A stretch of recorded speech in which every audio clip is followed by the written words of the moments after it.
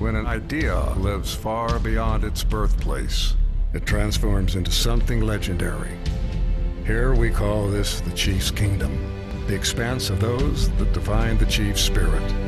Anchored smack dab in the middle of the United States, this kingdom has no earthly boundaries. From its Midwestern roots, it grows. It covers plains and deserts, rolls over seas and mountains, and rushes right into our hearts. It spans generations, races, creeds, until it finally touches the rugged landscape of our hopes and dreams.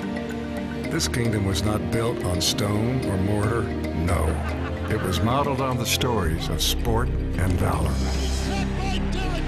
And each year, new chapters are etched into this never-ending saga. 20, 15, 10, touchdown! And although there is one special place called home, wherever you hear the thunder of red and gold, wherever a hero is remembered, or another one born, wherever the will of people give life to the game. Welcome, neighbor. You're in the Chief's Kingdom.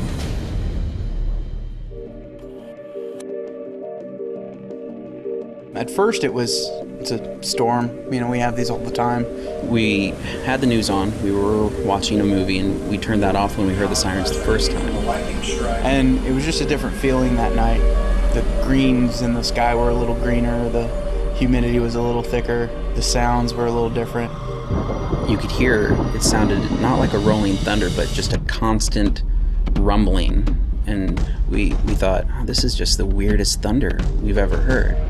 The sirens come again, just kind of an off feeling, a bad feeling. Tornado sirens once again. Tornado sirens once again going off in Joplin. Those are definitely power flashes that we were seeing on the ground. Just panic. I felt panicked.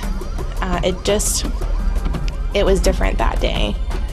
That's when we bailed underneath the mattress. I remember when we were huddled in the room, we still had the TV on, and all you could hear was the reporters and the panic in their voice. You have a tornado on the ground in Joplin. Raising their voice, almost screaming, you know, to get cover, get cover. Right now, I'm telling you, take cover right now. That was the beginning of the real fear. Joplin has a tornado on the ground. What now? What do we do now? I have a large destructive tornado. Large tornado on the ground doing massive damage. F5. Say F5. Say I am! And then it's silent, no electricity to the house. At that point, you're just hoping, go past us, you know, go over us, whatever you gotta do, miss us. And all you hear is the tornado coming.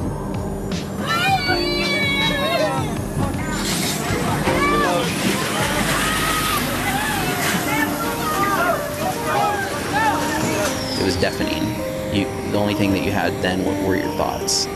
It's time. Your end is here. Have you done enough in this life that people are going to remember you? Because it's over. It's coming for us. It's gonna get me. What if I get hurt? What if my pets get hurt? What if Jason gets hurt? Is this all for naught? I mean, is this it? Is this the end? What was the last thing I said to my mother the last time I talked to her? Did I tell her I loved her? What is the last thing I said to my fiance? What's gonna happen next? Am I gonna be crushed by my house? Am I going to be sucked out of my house and thrown against another building? The fear that was put in me that day was something I hope to never feel again in my entire life. And I hope nobody has to feel anything like that. You're thinking, just go away. And I guarantee that's what we were all thinking. Just the noises to go away, the shaking to go away, the breaking glass to go away. We just didn't want to be there at that time. I can hear Tristan still say, I love you guys. And immediately, you know, saying it all back, just, you know, I love you.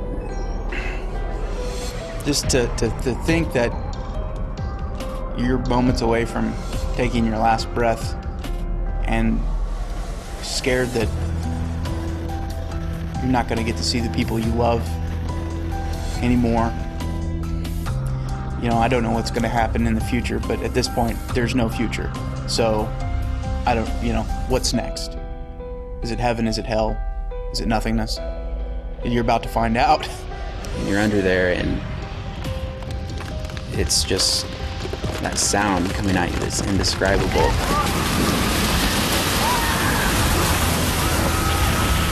The wind swirling, the glass in the room swirling around, just trees snapping into. And then all the windows break, and then once there's no window in between you and it, the sound amplifies. The wind hurling vehicles, buildings over your head.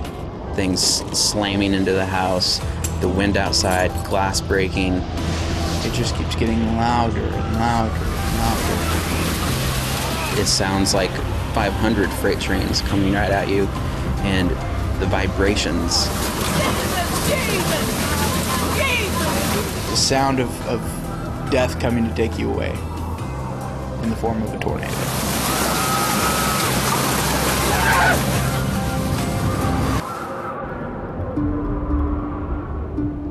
On May 22nd, 2011, an F5 tornado tore through Joplin, Missouri, leaving a path of destruction and wounded dreams.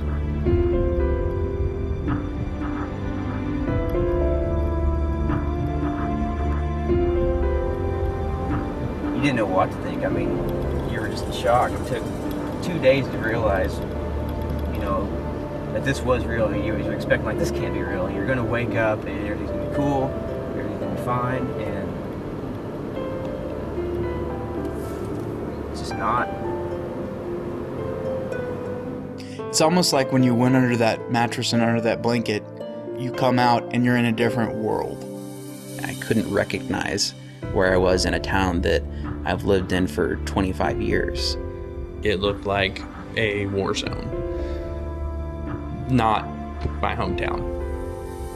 When we finally got down here, we came up over this hill right over here and just came over and just saw everything destroyed. That's the first time we realized how bad it was. I mean, there was telephone poles down there were running over wires and cables and stuff. There was a car in front of us actually got a cable wound up underneath this car and it got stuck, and it was a mess.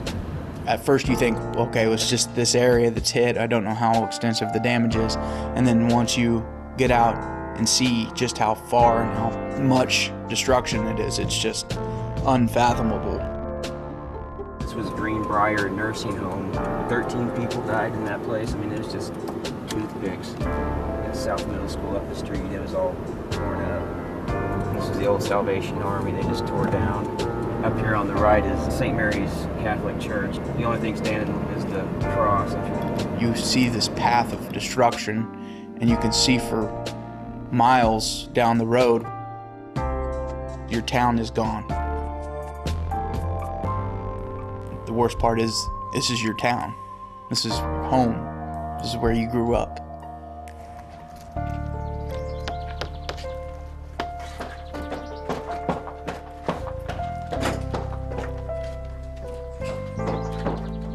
You know, just talking about it, it gets my heart racing and my hands are getting sweaty, and it's the most terrified I've ever been in my entire life, and it's completely indescribable, completely. So.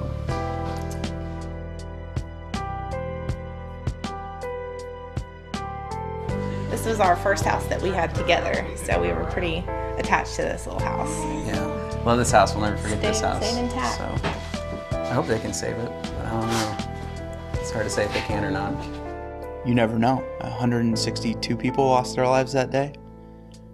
And why not? Why wasn't I one of them? I mean, I was just as in it as those people.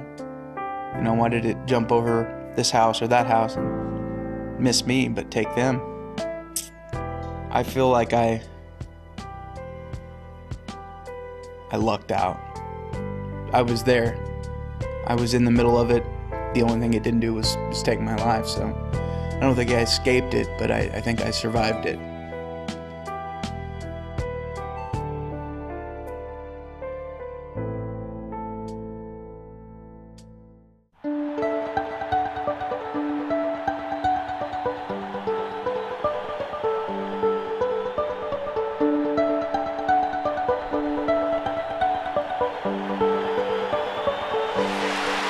Kansas City. First down goal to go at the one. Castle pass left side for Bo. He's got a touchdown. Flowers with the interception in the end zone. Big mistake by Ryan Fitzpatrick. Under pressure, Fitzpatrick goes down, and the Chiefs pour it on red hot.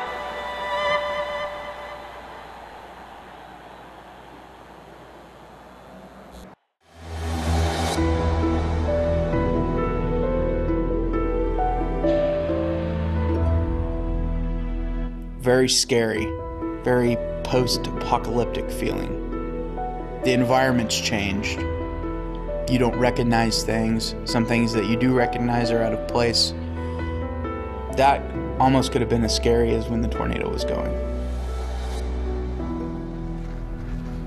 So many memories of this place. Every day march up to the practice field to practice, and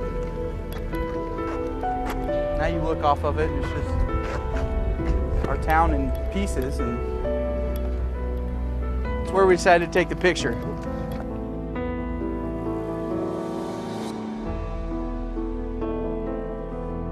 The Chiefs had been asking for people to take photos by their hometown signs, and so we thought it would be something to get us all together. It's something we all have in common, something we all love and we're passionate about.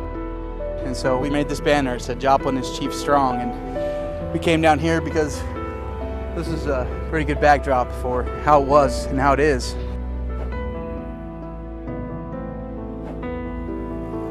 It doesn't look the same as it did a week after, or 10 days after, but it's still here. And we're going to be building for years. We all took the picture just to send a message to Joplin. We're going to be okay, and to know that we'd be able to watch another Chiefs game together, and to know that we're going to pull ourselves up, we're going to be fine, and hope that message got out to the kingdom. News made its way to Kansas City, and the Chiefs sent word for all to see. This family of friends depended on each other to survive, as they have their entire lives. But this time, they were not alone. The volunteer help was just unbelievable. Trucks and carloads of people and buses and donations coming in from everybody. Very humbling. I couldn't believe the response from people, across the country. I remember, we had people from Minnesota coming, people from Texas, people just all across the country. Talking to this couple from Chicago who just turned on the news, saw the story, and for no reason at all, just got in their car and came, felt compelled to come help the people of Joplin. It makes you feel like you can do this, that, people are going to be there to help you. Joplin began to build again. From far and wide, help arrived in many forms to lift her pain.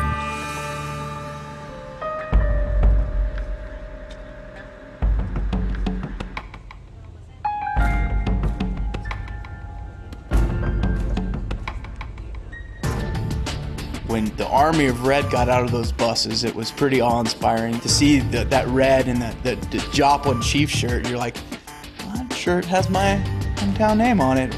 To see the Kansas City Chiefs, the team that I grew up watching and love, and they all have their gloves on, and they're like, let's get to work.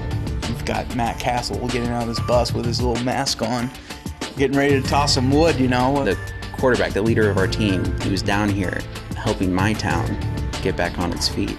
You just couldn't believe that things could get done so fast. You feel like, okay, people get it. People are coming to help. Players that you see on Sunday down on the field, and you're cheering them on, and they're coming back to cheer you on. It brought people together to talk about football. It was a great distraction. It was perfect timing. The town needed it.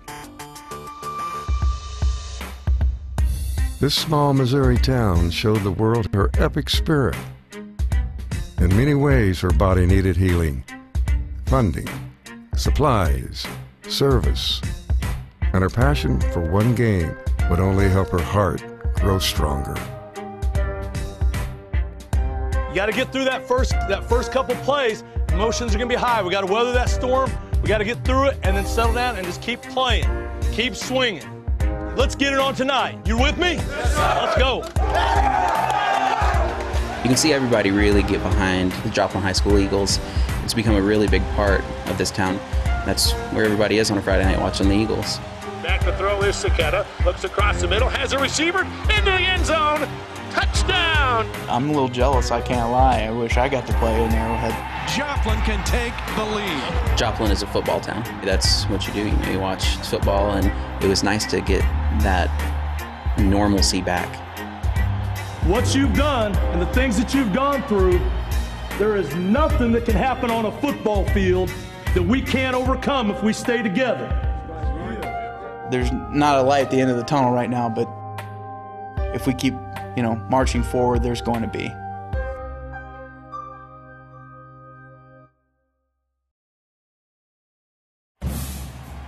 Arrowhead Stadium is the place to be on Sunday. The noise is incredible. You get that rumbling feeling in your chest.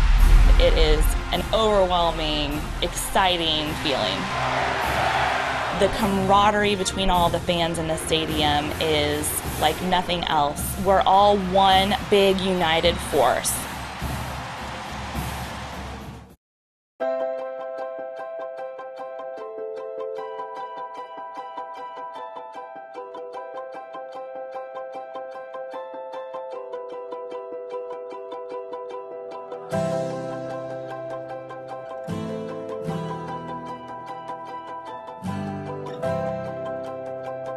Their family.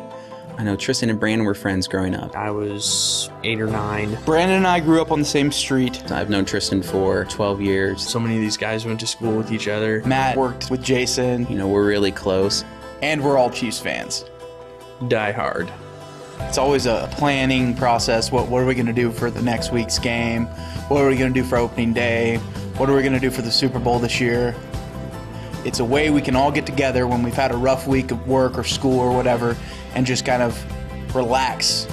And we just lift each other's spirits up all the time. What the hell? Come on. Will the Chiefs quit? We're talking about how they quit? Let's cheer. What would Todd Haley say?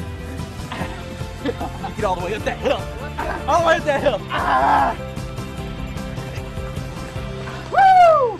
That was awesome, man. I'm not even tired. This band of brothers will always call Joplin home. But they share an affection for another motherland as well. You would have to be comatose not to get chills from what is going on at the stadium. Arrowhead is a home away from home. I like to think of Arrowhead as my church. Going to church on Sunday. And you walk in and you have 75,000 of your closest friends. Chiefs football is it's a religion for our group of friends. First down! What up? It's just been a part of my life. The first game that Chiefs had Joe Montana and we were playing the 49ers. Let's go, Derek! And I remember Derek Thomas getting that safety. He's headed the end zone! And the crowd just going nuts. It's a safety for Kansas City! Derek Thomas nails Steve Young in the end zone! Arrowhead Stadium is like no other place on earth. The atmosphere is so electric, and then adrenaline starts going. You're in for a good time. Being all that is man, you're there, watching the gridiron, your team's winning, getting louder and louder. Every time a touchdown happens, you're immediately high-fiving everyone around you, hugging your best friends, hugging the guy in the row behind you that's just eating peanuts and you have no idea who he is. It just turns into a family, whether you're friends or just complete strangers. It's nothing like Arrowhead. You just can't describe it. With my group of friends there is just one of the best experiences ever. It's just a bond that I can't describe. That bond is a little bit stronger after what we went through. You can't understand what happened in those few short minutes in that room going through that. And the only people who know that are Tristan, Brandon, and Morgan. And that's really brought us closer together. You guys are helping, giving us hope. We'll be all right. We'll bounce back. We're resilient people. We are. We are strong. We're going to come out better than before. There's no question about it. Ask anybody in this town. Joplin is this tight-knit group of people, rising from the ashes like a phoenix, just starting to rebuild almost immediately. It just shows the people in the surrounding areas how we respond to adversity.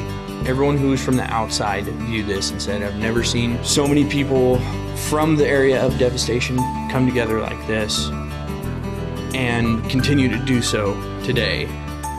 Whatever you got to throw at us, we can handle it and make a point to be better because of it. It was pretty amazing. You know, Joplin immediately started to bounce back. When times were so unfathomable, you know, a third of their town, their family members, their neighbors' lives taken away in the blink of an eye, but yet they persevered and moved on, and just the strength of the community as a whole. Joplin is Chief Strong. Chief Strong. The phrase can mean so many different things to so many different people. It can be overcoming a foe to garner that much-needed victory, or facing adversity head-on, even if the outcome is a loss. But for Joplin, it wasn't measured in wins and losses. It was measured in heart. It's not just a team or an organization, it's an idea. And it's something that everybody can rally around and just hope that they can reach the pinnacle of the football world and be the best. They're already the best in my eyes. The football team has to go out there every week and give it their all. So we kind of took that mentality and said, you know, we can do it. We're Chief Strong, because who's stronger than the Kansas City Chiefs? Nobody.